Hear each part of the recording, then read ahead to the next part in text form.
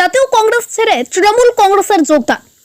কংগ্রেসের যুব অঞ্চল সভাপতি এমদাদুল ইসলাম সহ বেশ কিছু কংগ্রেস কর্মী কংগ্রেস ছেড়ে তৃণমূল কংগ্রেসে যোগদান।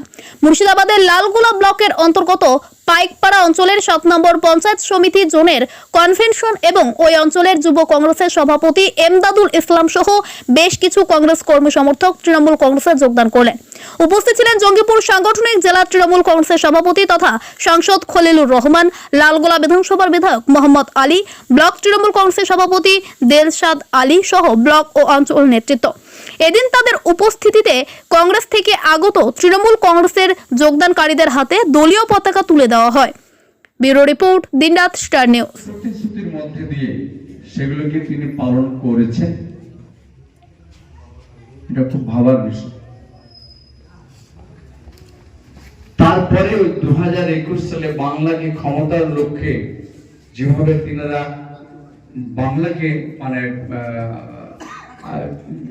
প্রচার প্রসার যেভাবে আরম্ভ করেছিলেন, তাতে থেকে আমরা বুঝতে পারছি যে বাংলাকে, বাংলার সাধারণ মানুষ তিনারা সঠিক চিন্তা ভাবনা করে কিন্তু সঠিক সিদ্ধান্ত নিয়েই আবারও তৃতীয়বার আমাদের মমতা ব্যানার্জিকে মুখ্যমন্ত্রী বানিয়েছেন।